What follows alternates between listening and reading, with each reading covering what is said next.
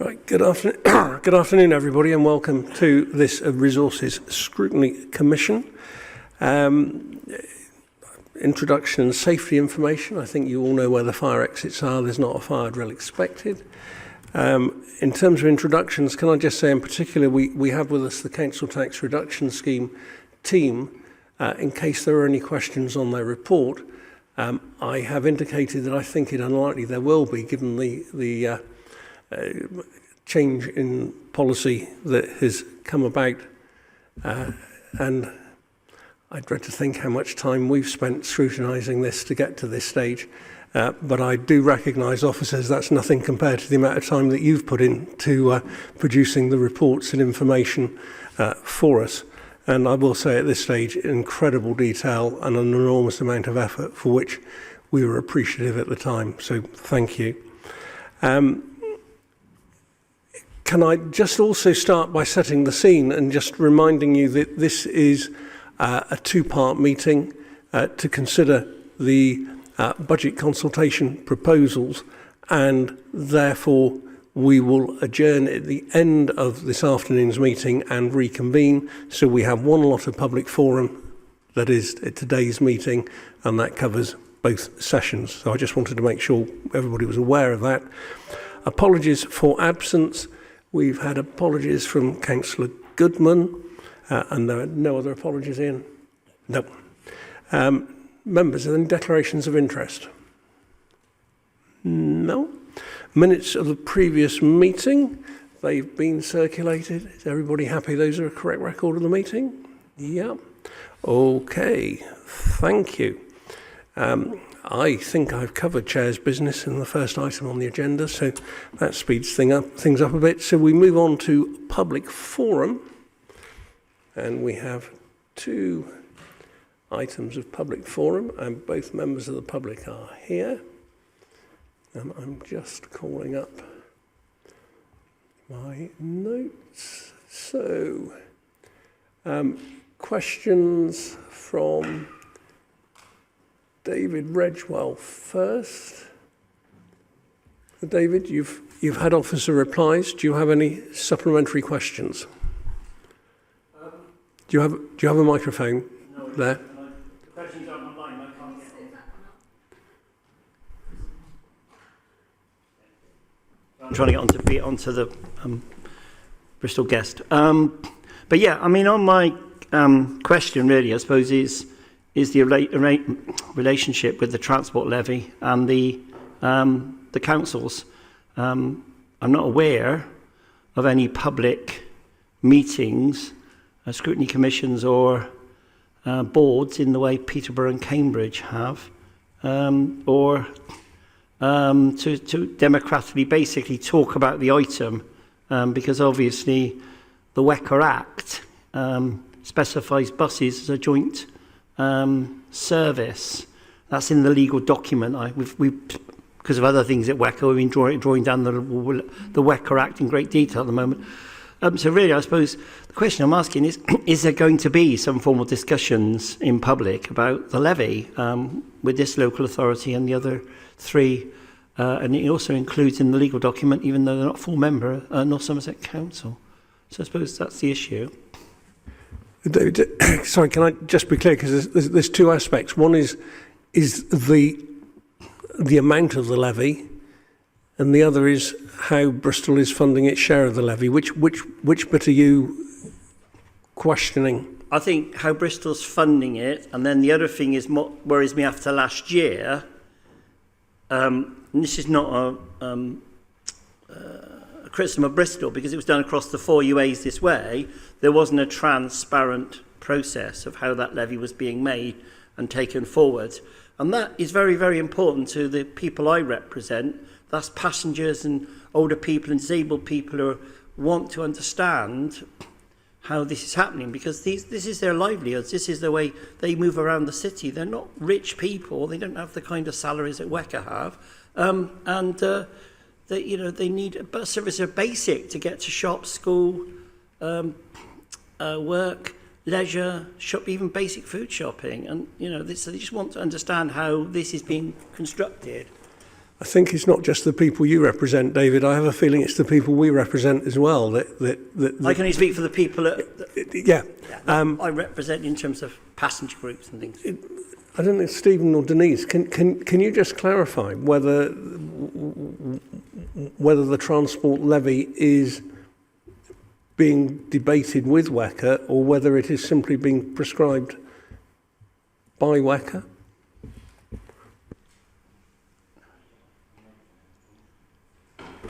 Well, I think all the proposals that are currently out for discussion are contained in the report. And as you know, we don't do a zero-based budget. So we start from last year's budget and we make representations and have a discussion based on changes. So there is reference to the levy in the pack.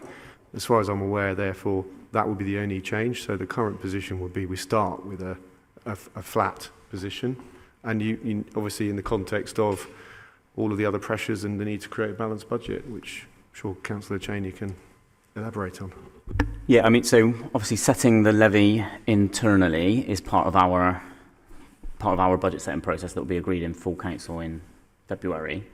Are we recommending changes to the levy? We haven't got to that stage yet. However, any increase in the levy is a decrease in the budget for someone else. So trying to find budgets to decrease is very difficult. So, you know, David, I know you want to carry on this debate, but I've let it go on a bit longer. I'll do it in my public statement. Yeah. I mean, obviously the other thing then is, you know, you were asking about the conversation with WECA. I mean, there will be a conversation. There has been a conversation. Will it happen in public meetings? I'm not sure, but I can't answer that bit. More interest in dogs, I'm afraid, and buses. So, bees. Do you have a supplementary to your second question? Sorry, can you put the second question up? I can see the first one. I'm chugging on Bristol Gas to try and get online. That's question 1 up there. Is it possible to question 2 up, please, or not? Who's controlling the screen? Sorry, BT, the guest has thrown me back out twice. Somebody who's in charge of this. You. There you go. Keep going.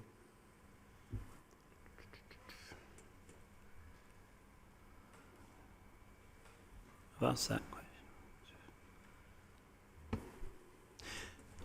Yeah, so that our second point is about the decision made by Cabinet and the Mayor last year to transfer staff from this authority to the West of England Mayoral Combined Transport Authority.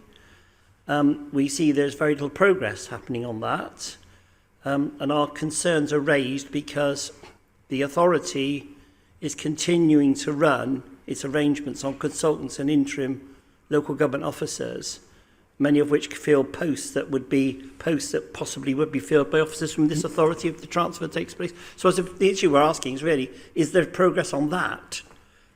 Okay. Yeah, John. Thank you, Chair. Thank you, David.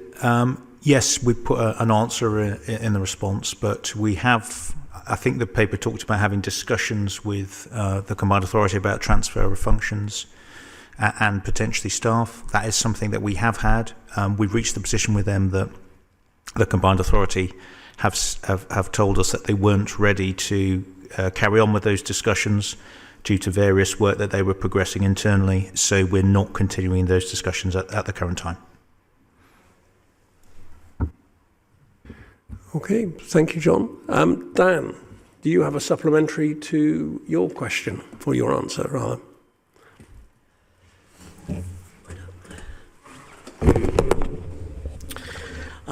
Yeah, so I asked 2 questions. I didn't really get the first question was about what changes are being made to the wording or other details of the scheme to reduce the number of appeals that are successful. I didn't really get an answer to that, but I suspect I might not if I get asked that, a supplementary to that. So the second question I asked was, does Bristol Council feel there's any risk that there would be any risk that a large number of charges would need to be dropped and wouldn't be paid? My supplementary, the answer given was that everyone's very confident that it would hold up in a court of law. So my supplementary is, The Transport Act 2000 says that any excess revenue that may arise from charges above the costs of operation need to be reinvested. That money spent should aim to improve air quality and support the delivery of the ambitions of the zone, while ensuring this does not displace existing funding. Such charges may not be used as a form of taxation to raise revenue generally. Supplementary is that does not appear to be happening, and it seems to be quite a legal risk. Am I wrong in thinking that? Chair, are you happy for me to Yep, respond? please. Thank you, Chair. Thank you, Dan. We've answered the questions that you sent in, but on that specific supplementary, yes, you're absolutely right. Those are the rules that govern how we can apply the clean air proceeds and revenue. They're supplemented by our local order, as I'm sure you know. So that is the basis on which we're bringing forward proposals about how we're going to utilise any surplus revenue. We're going to be talking about that later on the agenda, I think, Chair, so we can go through that then. But we are working on the basis of the provisions that you've talked about there, Dan. Thank you, John. And then we move on to public forum statements. Again, from David and Dan, you each have 1 minute to summarise your statement. David. Yes, so to summarise the statement we'd like to put in is basically we do see there's a need to save money with the West of England Mineral Combined Authority in duplication with Bristol City Council, Baines and South Gloucestershire. Giving you one quick example, bus shelters. Bristol control them, WECA stick up all the timetables, duplication of effort and duplication of public resources and staff, and it doesn't happen in any other combined transport authority in England. So there is money when we're up against a financial crisis and a 114 notice possibly in these authorities.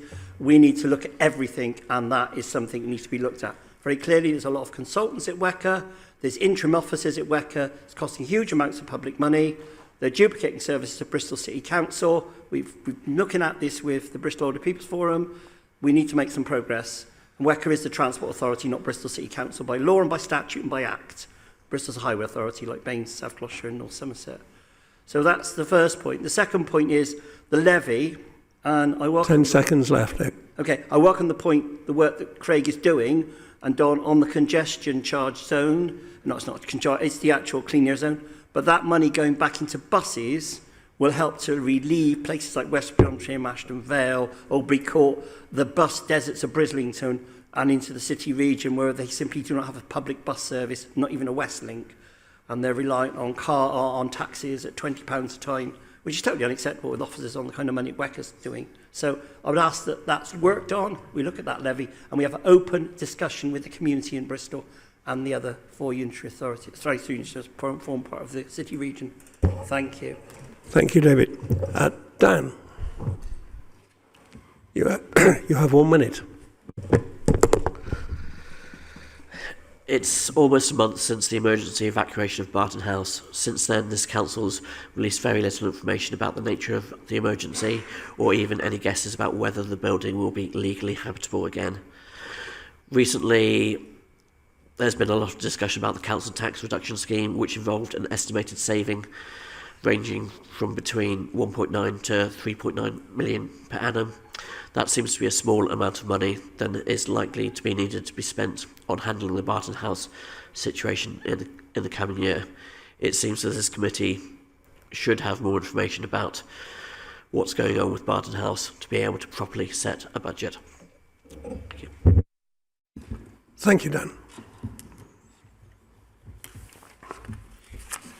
Okay, so we note those statements and move on to item 7 on the agenda, which is the council tax reduction scheme.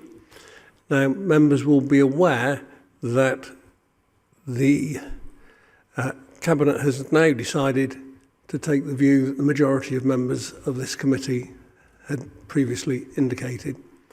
So I am hopeful that we won't need the 60 minutes allocated, although I am sure members could give it a try to achieve that if they wanted to. But I'm very happy to take comments or questions, and officers are here to answer if appropriate. Gary, Heather. wanted to respond to the one of the items in public business there, in that I'm considerably worried about the clean air zone paperwork. There's only a trickle of appeals at the moment, but if the appeals seem to be on fairly fundamental wording problems, and I'm recommending that we recommend a thorough review of the wording involved there from an outside party. Yeah, sorry, we're on to the council tax reduction scheme. No, I've moved on to item 7. Heather. Hello. On council tax reduction scheme, obviously there was a strong view amongst many of the councillors and that decision's been made, so I won't go over our views and that decision. We welcome that decision. But I do want to talk more about the consultation. You know, we put a consultation out there, we put it out again. I understand what had gone wrong there. We've had sessions discussing the results of that consultation. There was 12 different ways you could probably interpret the results of that consultation. You know, you could say that a majority favoured some change. You could say that actually a majority favoured either no change or making sure people with disabilities or certain benefits were protected. It could have been cut all sorts of ways, and I really struggled with the number of options and how to interpret it. And I think my question is there a process for considering how we all would consider the results of a consultation before we put a consultation live? Should there be a process where we actually write that out in advance? Because I feel like we put a consultation out there, we got some answers, and then realised with those answers it wasn't clear what we should do. Is there an improvement in that process? And I do understand that there was many people working on that consultation. I'm not, you know, it was, I think it fell through a lot of gaps, but I wouldn't want to see a consultation like that again. I mean, I'll start, but I'll let Graham come in as is his team. I mean, I guess the problem that certainly I feel the team had was that the task and finish scrutiny group, we didn't particularly want to remove any options, which made it incredibly difficult, therefore, to write a consultation that didn't have all the options in it. And had they decided to remove some of those options, I'm sure we would have been sitting there talking about the removal of options undemocratically and so on.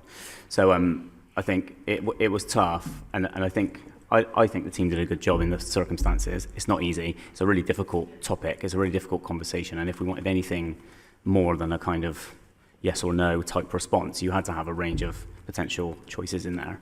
We could have slimmed them down, I suppose, but, you know, I think there's a lot of intel that comes out of that consultation. I think it's a really useful output, actually, even though we've decided to do nothing with it. I think it's useful for future iterations, should this ever come up again as a conversation topic in next year, year after, whenever. We've got quite a lot in our back pocket already of information, I think. Brian, I don't know if you want to come Can in. I add a little other point, and then before about the HOA consultation with the sliding scales and the multiple options? That was fabulous. That put a number of different options that were against each other for people to prioritise. I am sure that takes a lot more work. I'm sure that takes a lot more money to produce something like that.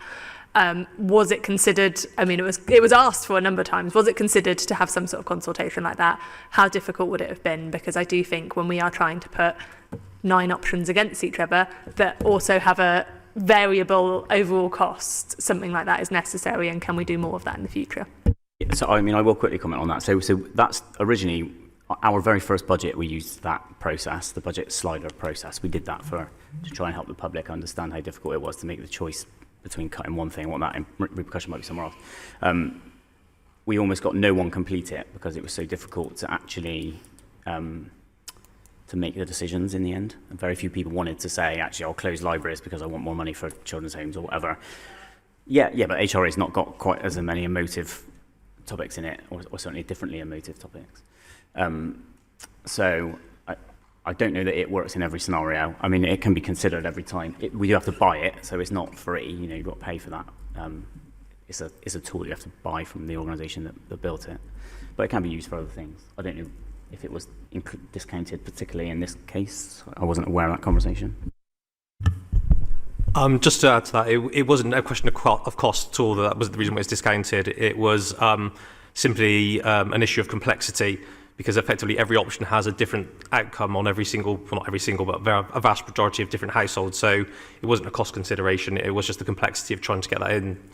What we did also consider was effectively to try and put that, to bring that to life, was then the additional information around households and how it would impact in different households. So there's like, from memory, 10 different scenarios. So that was our way of trying to cover 9 different options in different ways for different households, but appreciating, because of the complexity we've talked about, nothing was perfect, if we're honest. But there is, as also mentioned, lots of lessons learned, and we're already looking at those. I'm happy to share this back with the group when we can.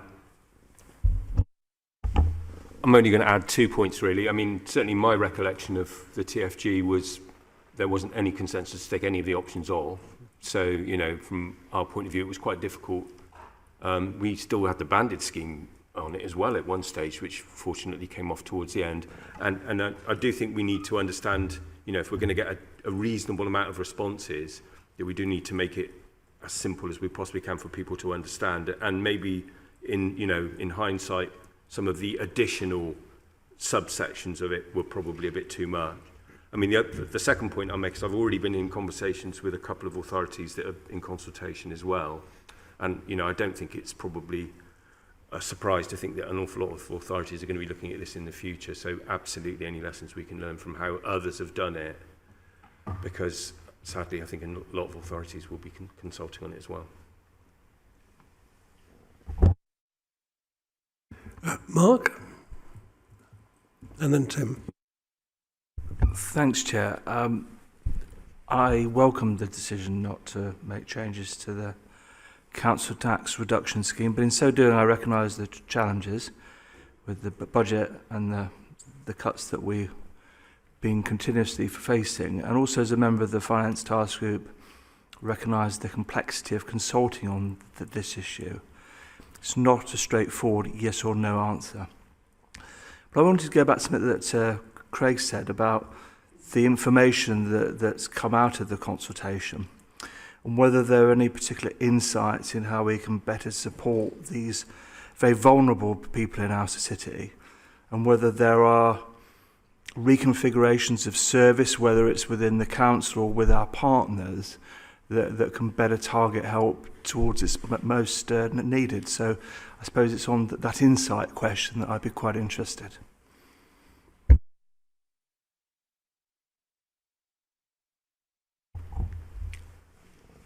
I'm going to start with a bit of context. I think we're in the process of still trying to find out whether Household Support Fund will exist for 24-25, because, as you'll be aware, that in the autumn statement it wasn't mentioned, and then there was a parliamentary question which said it would exist, and now we're not entirely sure whether that's the case. So my concern is we won't have that, and if we don't have that, that's £8 million that we've had in previous years that we've used, as you know, for the likes of free school meals, etc., etc. So we will need to be really creative and really targeted with whatever support we have got next year, if that is not the case. But at the moment, we don't know the answer to that question because there hasn't been any clarity. And until we do, we're working on 2 completely separate scenarios, aren't we? But from my perspective, certainly anything that we've got there that enables us to look to do what we can do with welfare provision in 24-25 would be absolutely welcome. And it is the case that even before this, that if you look at the council tax reduction stats, they will give you indications by ward. And frankly, none of it ever comes as a huge shock or surprise. You know, it tends to be, we know which of the deprived wards are, but certainly that's something that we can factor into where we go for 24-25.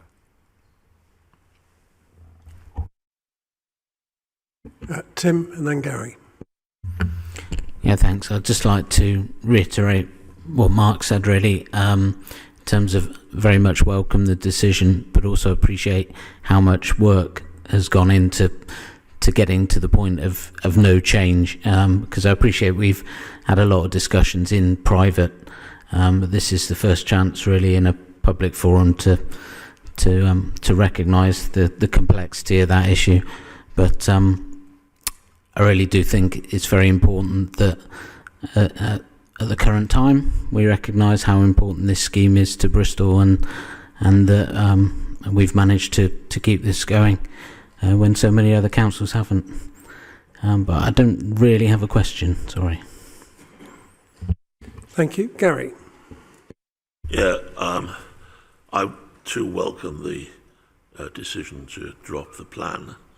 I, as well as actually being concerned about the households that would have been negatively affected, most vulnerable households, right from the beginning, it was raising the matter of the cost of trying to collect money from people who just, in lots of cases, don't have it or are in a very difficult circumstance.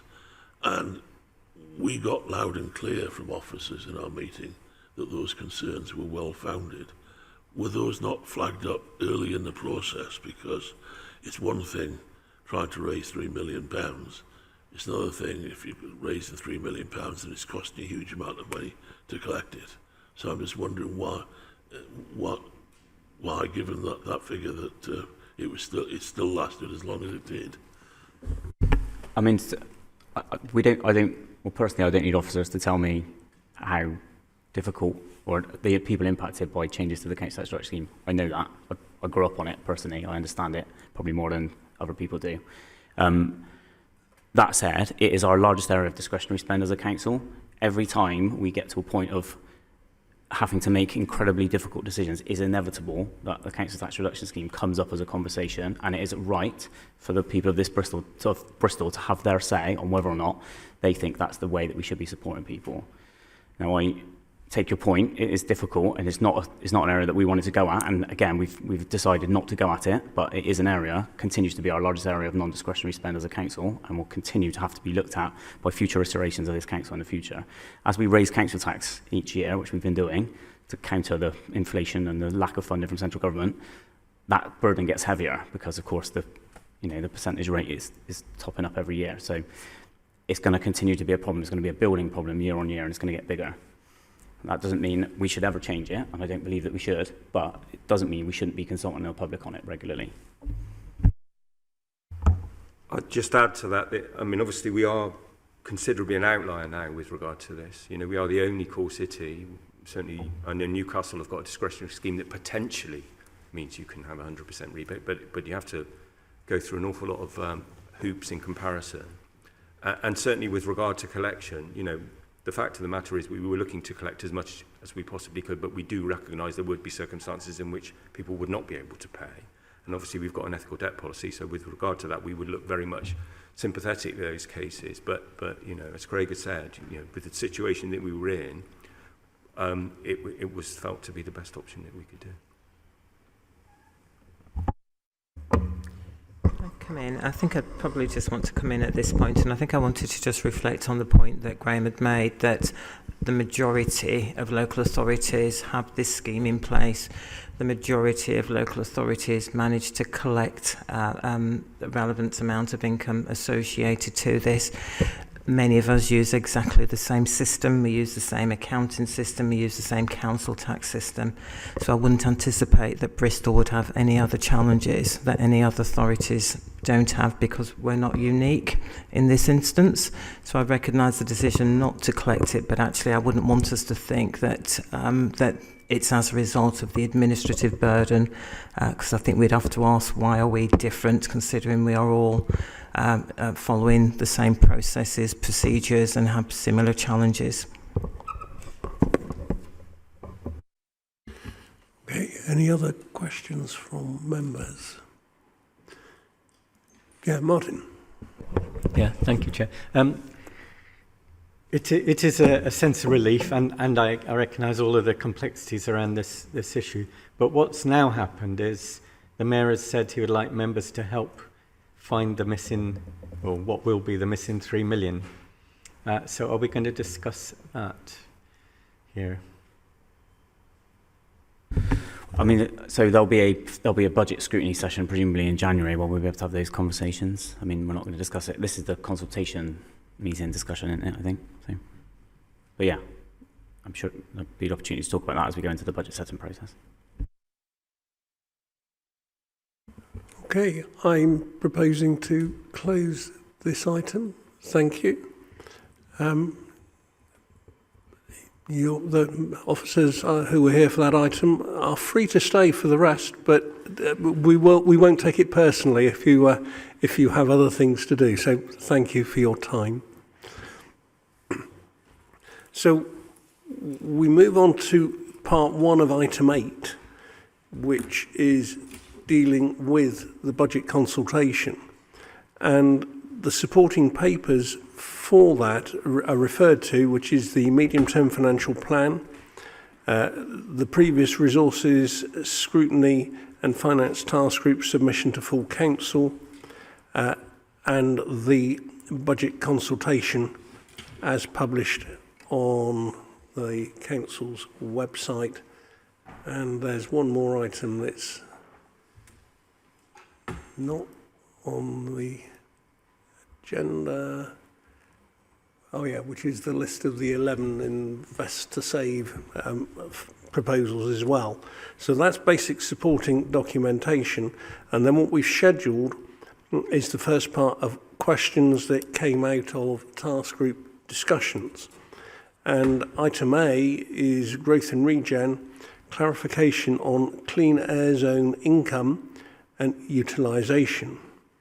Now, if I sort of set the scene in that when it comes to us looking at things like the collection fund, we have an indication of how performance is going and where things are in the course of the year. When it comes to the clean air zone, the Commission has no idea of how much income has been raised. All we know is how much money has been already earmarked this year and how much money is being earmarked for next year. We've no idea whether that is more or less than the total raised, what additional sums are being raised, what the plans are for those. And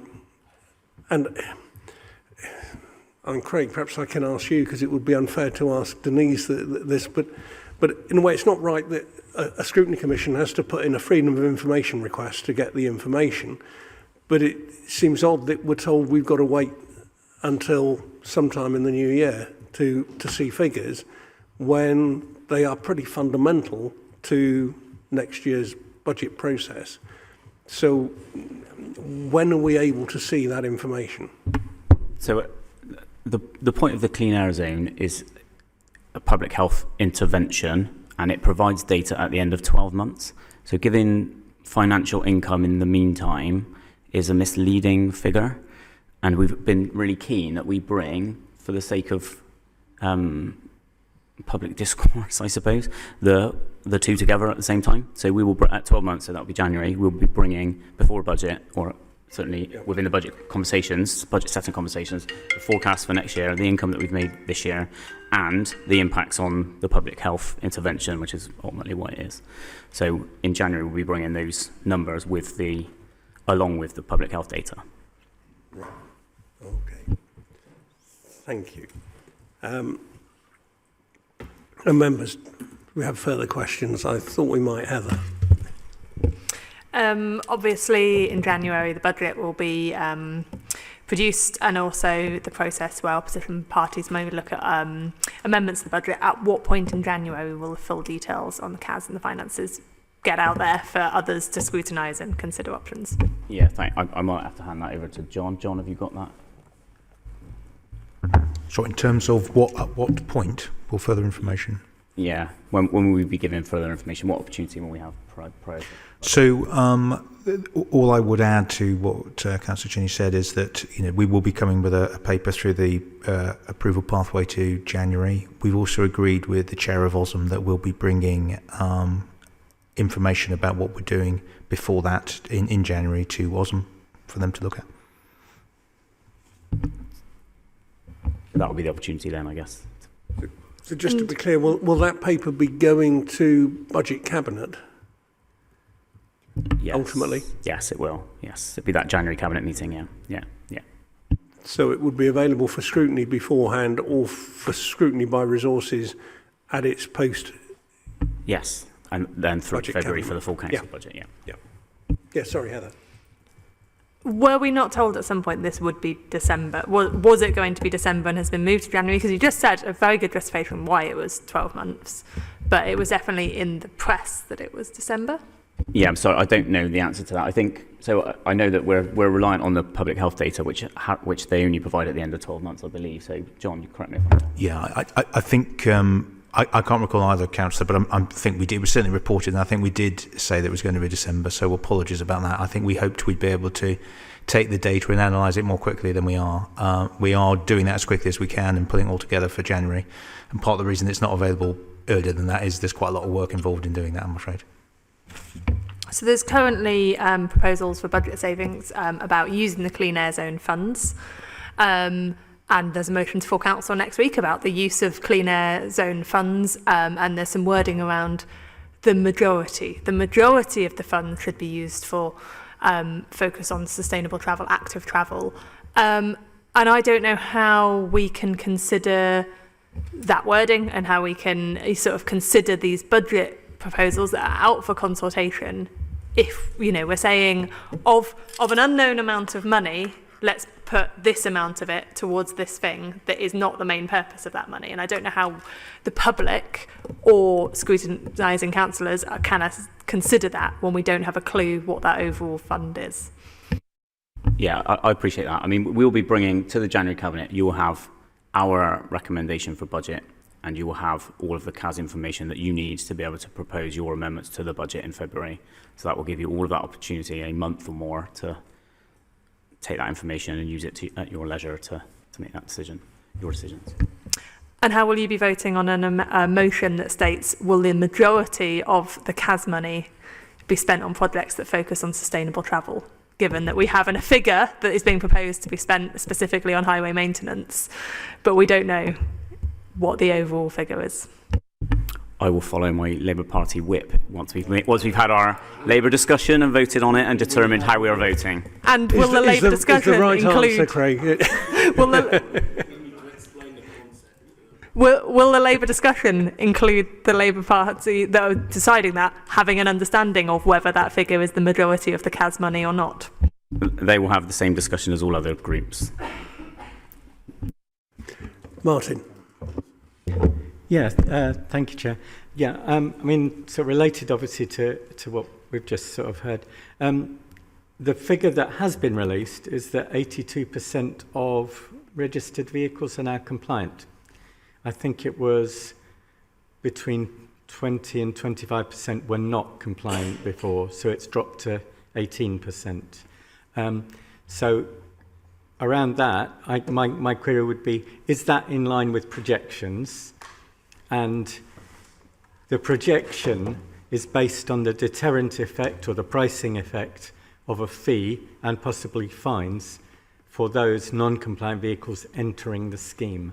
If they don't enter the scheme, it helps clean air, but it doesn't help the income from the scheme or to pay for the scheme. So the more effective the deterrent is, and the fewer vehicles have to pay even if they enter the scheme, the less income there will be. So has that been modelled, and are we in line with whatever was modelled? I mean, so my first comment is, yeah, I mean, the perfect outcome for this scheme would be no income at all, because everyone, you know, there's no issue anymore. I don't know. I'd have to hand the modelling question over to those in the know. So, Councillor, you're right. I mean, that measure is one of the key things, key parts of the scheme. So that, all I can say really is that is something that the January report will cover in detail in terms of, you know, where we are and against that. So if that's okay, we'll pick it up then. If I could just pick up on the previous discussion, Chair, as well. I think it's just quite important to be clear that there are set rules for how any of any CAS surplus above all the costs and things can be used for. So all of the money that will be applied in accordance with those rules. So that includes linkage to transport policy. So I think just following on from Martin's comment, and I understand what you're saying, Craig, about the ideal would be that there was no income from the clean air zone. But if there was no income from the clean air zone, we've got an £8 million shortfall next year from the figures that you're taking from the clean air zone. So effectively, you're envisaging that over a period of 3 or 4 years, that surplus will disappear. And therefore, we have, on what we know you've committed here, we have 2 million a year of further spending pressure each year as the income diminishes. Is that have I interpreted the figures that were I mean, I presented guess with correctly? the kind of principle that, yes, I mean, so the clean air zone, I believe, will only exist for 3 or 4 years? Is that 3 years, I think? So yeah, 3-4 years. So at the end of which there'll be no income from clean air because there'll be no zone anymore. That was always within the projection. So, But so my point is, if it had gone to fund one-off expenditure, that would have been fine. Yeah. But if it's going to meet annual recurring expenditure, which is what you're doing with these two items, then that funding source will dry up, and we will therefore be having to face. We're deferring spending cuts for 1, 2, and 3 years. yeah, I think that's fair. I guess we're working. We're hoping for another government that might actually put some more money into local government, to be honest. But also we don't want to be making cuts to budgets where we don't need to, and at this moment in time we don't need to, so we won't. Check. Can I just come in on that as well? Yes, just please, to John. support what Councillor Cheney is saying. So, I mean, it's quite an important point actually that the time frame of the clean air zone is driven by the legal compliance issue. So that determines how long it lasts. So it's not that it's an immediate switch off if we reach legal compliance, because there's a further period of testing. So we can't really specify exactly where we are, but Councillor Chin is absolutely right. We're sort of assuming modelling 3 to 4 years, that sort of period at the moment. But on that basis, of course, yes, you're right. It isn't long-term funding. So we've been looking at the proposals in that light. Thank you. John, and then Gary. Thanks, Chair. Craig, I know you're not going to disclose the actual figure, no matter what, no matter what we say to you. But you'll obviously be seeing the figures monthly. So if we looked at month 1 versus month, 10 or 11, has the income dropped significantly or not? It hasn't dropped significantly. There has been an improvement in the number of cars that are compliant, as Mark's pointed out, yeah. Gary? Yeah, I'd go back to the point about we need to check the wording on this very carefully so that the trickle of complaints doesn't become a flood, because it can spread. The second thing I'd like to say is that although there's an assumption that income will go down as more cars become compliant, is it possible that in the future the conditions might change in that they become more stringent conditions, or that we adjust the barriers, we adjust the boundaries, because there's only a certain part of the city that's protected at the moment rather than a larger part. Yeah, I mean, so obviously this scheme was kind of foisted on us by the Conservative government. We've tried to mitigate the impacts on the poorest in the city, and we had a long to and fro with government on that, and open letters were written to us that we weren't doing things quickly enough, and then we were doing things too quickly, and so on. In the end, that will be for government to determine. We will reach the compliant levels of clean air in Bristol through the clean air zone. If they change the levels of compliance, that changes, the goalpost, doesn't it? So then who knows what happens next? But that's certainly all of which is for future administrations to discuss, not for me particularly. But at this moment in time, the intention, or in fact, we're aware that we will hit compliance within the time frame. If the rules around of what compliance means change, then it's a different conversation, isn't it? Thank you. I think there are some CAS measures which haven't actually been implemented fully yet, despite having been planned and in many cases constructed. So I'm just wondering if there's a figure on how much income is not being collected as a result of non-implementation of implemented restrictions, if that follows. That does make sense, but I don't know anything about that. John, you'll have to come in on that, I think, or Don. I don't know who knows that. I wasn't aware of that, Councillor, actually. Yeah, I mean, the CAS included certain proposals on the Cumberland Road which have now been implemented, if that was what you were referring to. I'm not aware that any haven't otherwise been implemented. That was what I was referring to. There's rumours going around the community that the cameras aren't actually on, and people don't seem to be collecting fines, despite having told me they've driven through it several times. So I'm just wondering if that has been implemented yet. Because obviously that is a thing, and I'm presuming that wouldn't be the only case of that situation across the city. Yeah, well, there is a period at the beginning normally when the cameras are in place but are not switched on, We don't announce that cameras aren't switched on or aren't switched on. People are expected to obey the law, whether or not the deterrent is in place or not. Of course, no, I agree with that logic. I'm just wondering if there was a figure for the income foregone, but perhaps that's not too easy to pull out. I don't know.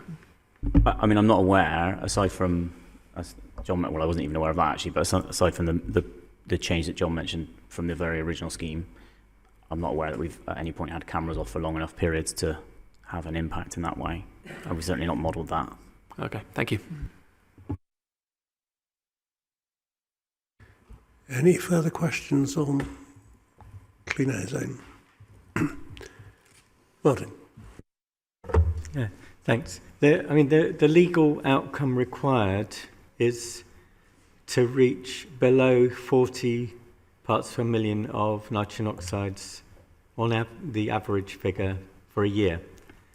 So that implies that there has to be a year's monitoring at least. While there's thought to be compliance, we still have to wait a year to see there still is. So that's then the end point of the scheme potentially. That is when it could be dismantled. The government says, yes, you've had a year, you have complied based on modelling and assumptions and all sorts of things.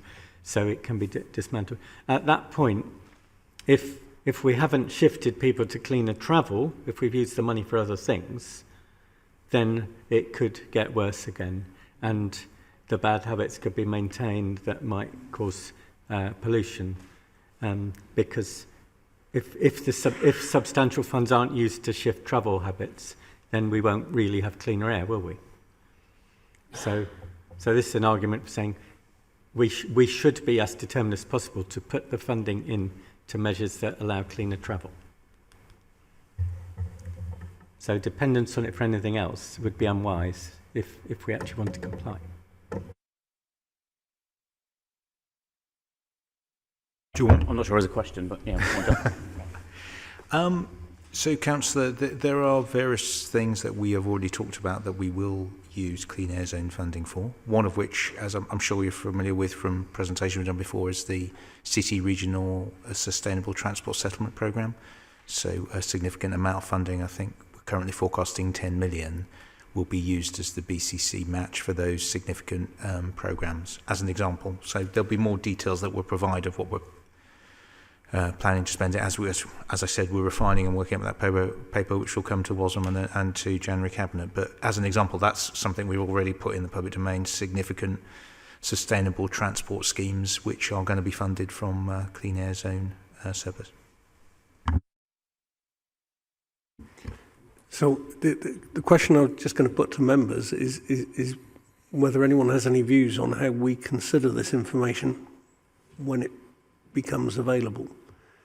And I was wondering what the initial thought was about doing it as a finance task group session in the first instance, because there might be a lot of detail and a lot of background questions which wouldn't necessarily be helpful for a full scrutiny meeting.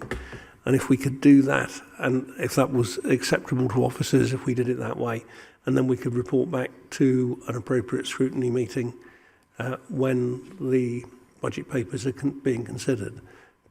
Would that seem a reasonable approach for us to work on? Yeah, Martin? Yeah, could I just check? The report won't be purely financial, will it? I mean, it has to... It's public health. And we'll be going to OSM already, so whether you want to... So is that where the public health... Oh, right. Yeah. So when's it going to OSM? I haven't got a date, Chair, unfortunately, but in January... Right. Okay. So that's where the public health implications, because these things have to be looked at together, really, don't they? In which case, Heather, if you and I can have a discussion with Tony, because I certainly don't want to take it away from OSM, but I think there are some pretty fundamental finance resources issues in this, which we should at least be involved in that discussion. So we don't want to make more work for officers, but I think there does need to be some engagement in that. So we'll watch this space on that one. Okay, so that deals with that one. So the next item,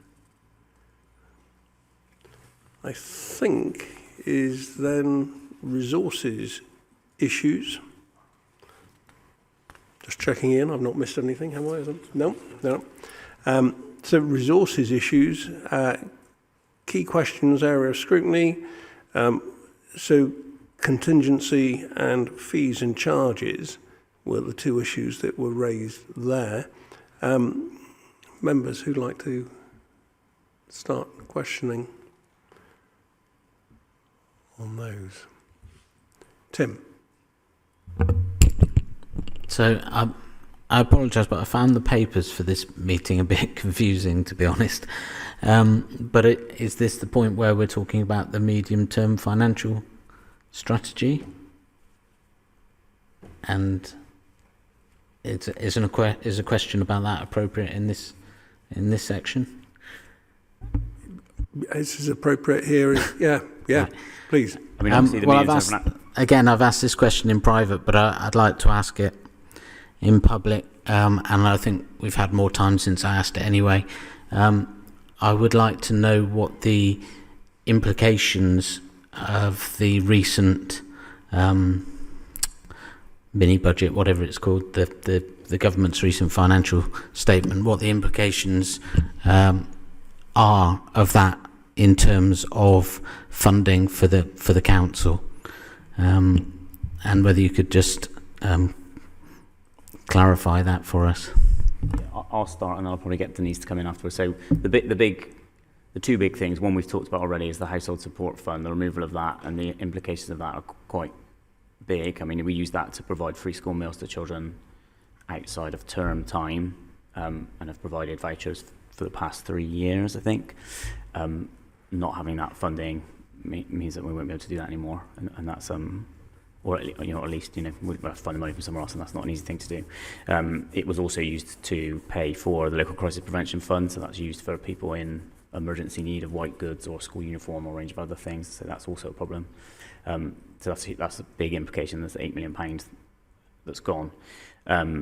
The other is the rise in national living wage, which has implications for contracts, not for us, but for contracts, which I think is to the tune of about £4.5 million we're expecting next year. So pretty big impact, and kind of knock-ons to the other pay grades that sort of thing has. That's an admirable thing. We believe in people earning an appropriate wage, but we would hope it will come with some extra funding from the council. As it is, councils up and down the land are now kind of reeling with the consequences. And just to clarify, there was nothing in the statement that would offset any of those difficulties for us. So basically, from that one issue, we could be £4.5 million worse off than we were before the statement. Yeah, there was nothing new. There was no new income for the council. No increase, than had previously been outlined last year's budget. Should I maybe provide some greater context for you, just to help? And Councillor Cheney is absolutely correct. So if you recall last year when the autumn statement was issued, there was also a policy statement that accompanied that, which provided us with an indication of what the 24-25 position was going to be. So where there was uplifts in areas such as social care and some of the social care funding, it was already outlined last year, and we had reflected all of those assumptions already within our medium-term financial plan. So it wasn't as, I think if you look at the details in terms of a flat line, you can see that there are increases anticipated, but those increases were announced a year ago and planned for and built into our medium-term financial plan. I think the only areas that there may be some slight inflation uplift on top of that, but it's exactly the same position. So I think whilst we recognise there are some significant pressures for local government, and that was referred to in the statement, and recognition that inflation is higher than what it was anticipated to be, there was no additional funding to provide the support for that. So Councillor Cheney is correct in terms of the national living wage, and I think we need to reflect on the fact that Bristol City Council is a real living wage employer. So actually we have the compounded impact, that actually it is above the figure that we'd anticipated. So if we think about the national living wage just in isolation, there were two changes referred to within that statement. The first of which would increase or uplift the actual figure by, I think it's 9.8 or 9.9%, so just shy of 10%, and then the other was 12%. So we have to think about the impact of that on our supply chain, particularly all of the areas of which we have officers or employees that are on lower tier. So that's predominantly social care, waste, Bristol Waste in terms of our facilities management contracts as well. So all of those are directly impacted to the scale of, say, 10%. And because of the way in which the actual pay is being aligned, where previously, historically, we had the advantage of just being able to apply a standard percentage uplift to all of our payroll data, so 3-4% payroll. Where it's tiered in that way, it means that we have to make some allowances for 10% to 12% uplifts in a number of areas, and it's higher than what we anticipated it was going to be, so hence there's a direct impact that we now need to consider. In terms of our own payroll, whilst we are a real living wage employer, the fact that the national living wage uplifts means that we also then have to consider all of the pay differentials within the council's pay tier. So there will be also, again, an impact on the council's pay provisions that we need to make as well as we go into 24-25. Can I just ask a quick follow-up to that? In terms of the real living wage and the national living wage, has that increase lowered the differential between what we calculate to be a real living wage and how much the national living wage is, or because inflation has been so high, is that differential still the same? So when we set the actual pay awards for 23-24, I'm just looking at the data and the figures. So the local government pay awards were set at a figure just above the £11.44, etc. So there was a pay differential at the time of over £1 between local government and the national living wage. The uplift now to 11.44 only takes it within pennies of the differential. The actual real living wage is approximately, I think it's about £12. So the real living wage has a differential of about £12, and so therefore the real living wage for next year will need to be reviewed again in comparison to.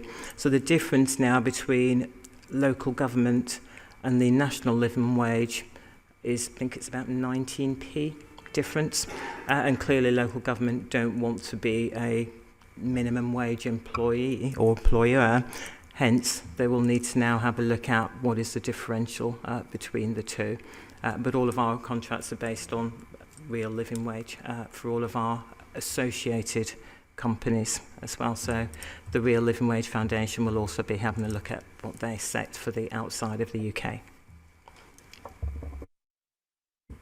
Martin? Thank you, Chair. I've got one question on contingency and one on fees and charges. Okay. So in terms of contingency, the general fund is where major unexpected expenditure gets covered, doesn't it? So we've obviously had a major unanticipated expenditure with Spartan House, and that's ongoing at the moment. How much of that is coming from the general fund and how much is coming from the housing revenue account? So I think it's entirely housing revenue account. Yeah. So there's no impact on general fund contingency. So none of the additional costs are considered to apply, but obviously that's damaging to the housing revenue account and all of the forecasts and plans for that quite substantial. Yeah. So the 30-year business plan is being reworked. Yeah. Sorry. The 30-year business plan is being reworked, but would have been anyway. Yes. Yeah. Okay. So we'll have to review that whole investment plan and so on. Okay. So the second question relates to fees and charges, which is, I can see on the page 26, GAP 039, fees and charges budget review, which is intended to provide income generation. And it's only meant to apply for the year 24-25, so there's nothing anticipated for any future years, which concerns me, because almost all of these are only for a single year, which is very short term. But it says in the equalities impact, no significant equality impact has been identified, it says at this stage, and further analysis will be required once specific budgets have been identified. So that implies we don't know which fees or which charges or which impacts they have? No, actually. So I would say, so if you read what the item is saying, we're already getting more income than we expected, and we're just reflecting that in the budgets. So those fees, it's not an increase to fees and charges in as much as it's a reflection of what we're already receiving. So the budgets will be sized appropriately next year. The reason it doesn't go up is because it doesn't increase the year after. So it's the same amount. It's not for 1 year. It's the same amount. It's then baseline from year on year from then on. Yeah. So yeah, so whatever comes from it carries on, and that is then in the set budget. But that implies that only a single set of changes is implied. Is that right? Well, it's a budget. It's just a budget. So all it is make sure that so we currently receive that income. We're just making sure that the services are appropriately shown that within their budgets at the start of the year, rather than it reflecting through the year as they collect it. So it's a one-off exercise to resize the budget, right-size the budget.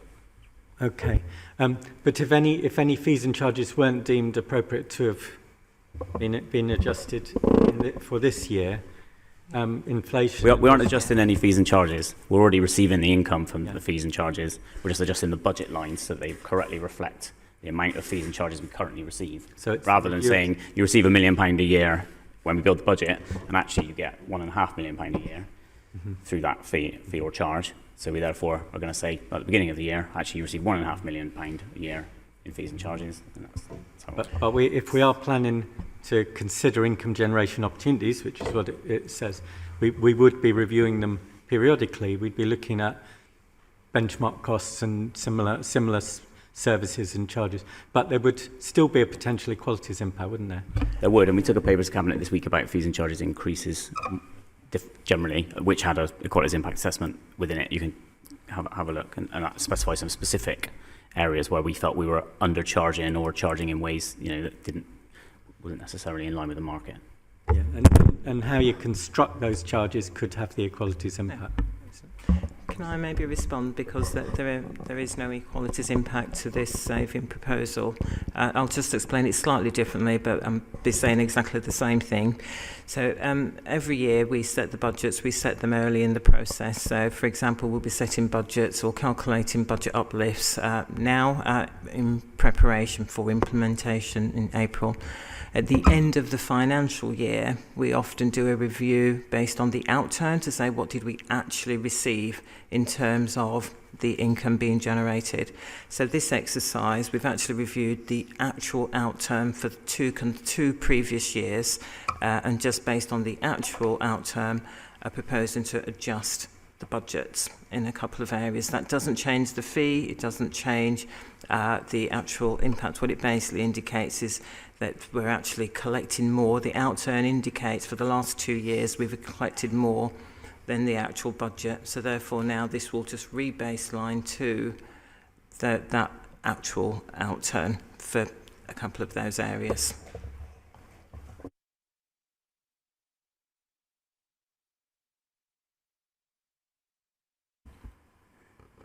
Any other questions? In which case, if we move on to the capital strategy, and perhaps if I just follow on from Martin's question about the housing revenue account, and the Barton House issue clearly highlights the extent of the problem. If work were done to remediate Barton House, and that also dealt with the cladding issue, one would be removing the Waking Watch ongoing costs that were budgeted for that property. Are we aggressively looking at whether we can bring forward the improvements needed to those properties with Waking Watch in order to reduce the ongoing revenue costs that are denuding the HRA of available funds. I mean, I'd have to defer to Kai or Tommy, or unfortunately here. John, I don't know if you can... Yeah. Thank you, Councillor. Yeah, we do have a programme to carry out the works linked very much to prioritising those areas that do have waking watch, partly from a cost point of view, but partly because obviously it's an advisable thing to do in any event, Councillor. So that's a programme that is already built in. And are we happy that that is producing an improvement in the situation? Are we actually able to show the revenue saving in future years by taking out those compliance costs? I mean, so this has happened in some blocks already. I'm really pleased to report. So we've had recently, there's an email went around yesterday saying that this had happened and that we would be standing down Waking Watch in a particular building. I can't recall the name of the block, I'm afraid, Councillor, but it is an ongoing programme. So those costs come out as and when those works are carried out. Okay, members. I'll let others come up with questions on the capital strategy. Mark. Thanks, Chair. I was interested in the skills and knowledge section of the capital programme, particularly training for those with investment responsibilities. And I was a bit concerned where it says appropriate training will be provided. I was kind of expecting has been provided.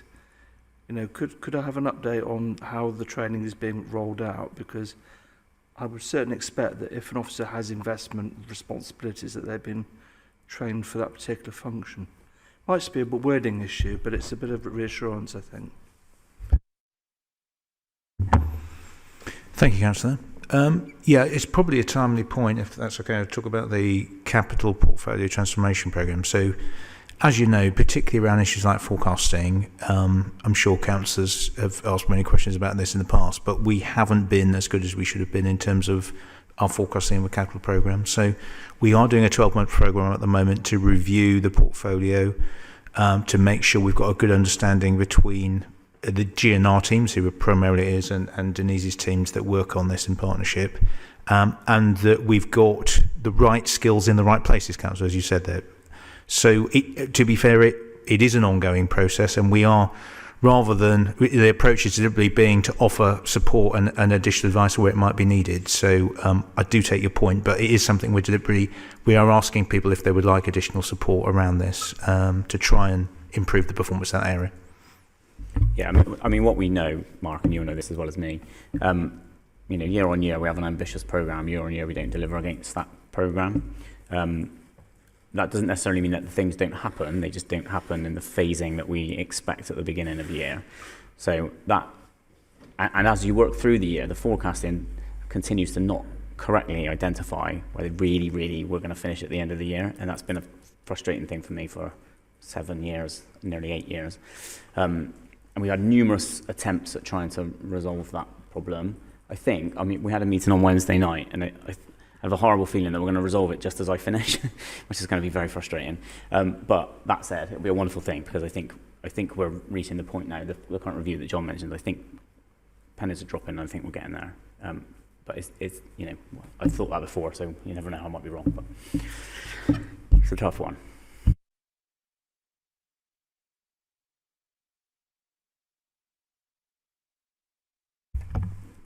I think at some point it would be useful, because obviously we've been through the transformation aspects of work, both at Osram and here. It would be useful just to have an update at some point about how the skills agenda within the capital programme and in those with investment responsibilities in particular is being rolled out.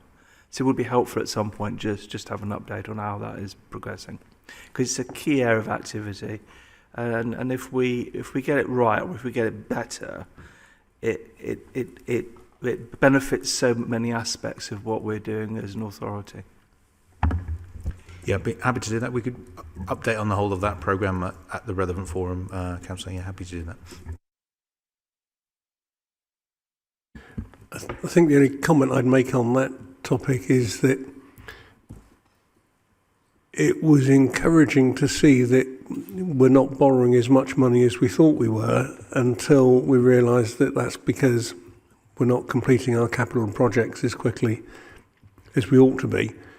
And at that point, that whilst the relief is there in the sense that it means we're earning interest on money that we thought we'd have spent, we know the cost of those projects has probably gone up, and we're failing to deliver. So I do think this issue of how we manage to, and I know it's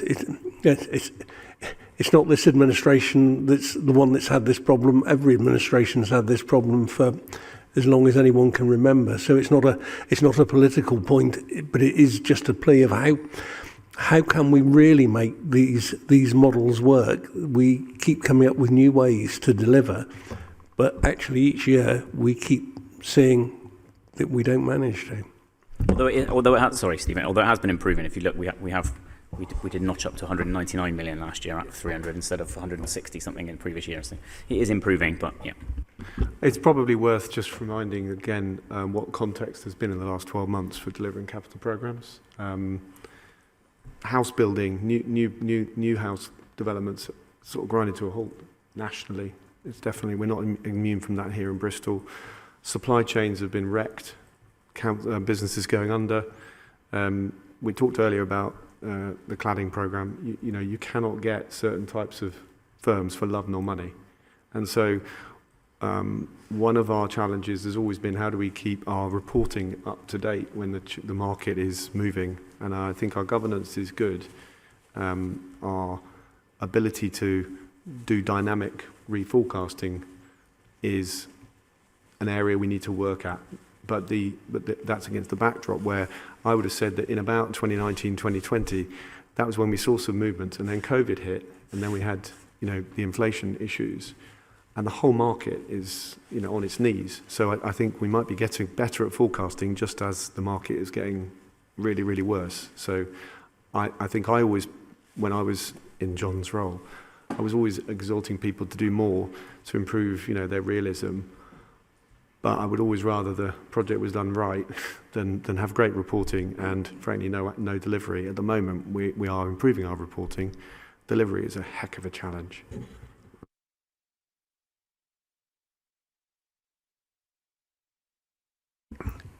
Members, do you have anything else you want to ask before we bring this half of the meeting to a conclusion? No? Okay. In which case, officers, thank you for your time. Don and Craig, thank you both for coming, and Craig in particular. I think part of the reason that this meeting has been relatively brief is because the support your officers have given the Finance Task Group has actually resulted in so many discussions and so many questions being covered. And I'm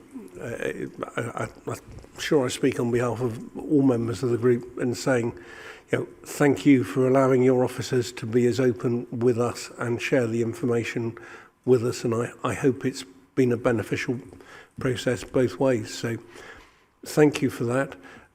Stephen, thank you for your time.